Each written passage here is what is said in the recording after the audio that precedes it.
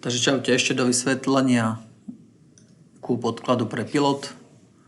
Prvá táto časť od tade po tade je príjemka, čiže len skopírujete príjemku, nemusíte sa s tým vôbec baviť.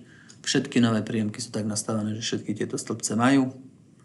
Kto to nebude robiť z príjemky, ale z nejakého iného podkladu, platí to, čo som písal, že musí mať vyplnené minimálne tieto žlté stĺpce. Čiže ak to robíte z príjemky, idete po stĺpec AE. Tu treba ešte raz prekopírovať množstva, ktoré sú v sklade.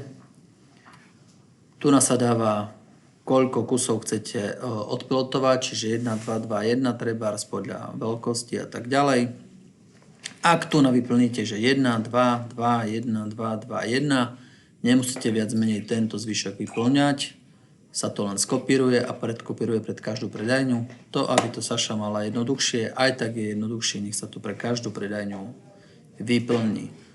Kontrola tu je jednoducho, keď je 50 kusov, chcem poslať po jednom, lebo je to SML, mám 19 predajní, preto tu je napísané, viem poslať po jednom kuse na všetky predajne, lebo sa to dá, ak by tu bolo číslo 4, tak viete, že 4x19 je určite viac ako 50. Nedá sa to tak urobiť. Nemôžete dať poslať 4 kusy na každú predajňu. Musíte urobiť, že napríklad tu na štvorku, tu napríklad štvorku a povedzme tieto posledné predajne nedostanú.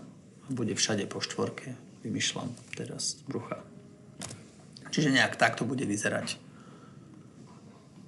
Z tohto pohľadu jednoduché. Ak vychádzate z nejakých rankingov predajní, ktoré máte, tak tu môžete mať zoradené predajne iným spôsobom. Kľudne 20 môže byť prvá, kľudne to môže byť iným spôsobom. Nezáleží na tom podklade, ako sa volá predajňa. Dôležitá je len syntax, aby syntax bola zachovaná. Nesmie byť toto rozhodené. To je všetko. Nachystáte taký súbor, posielate Saši. Je to dočasné riešenie, kým Michal sa nebude môcť znova venovať pilotom.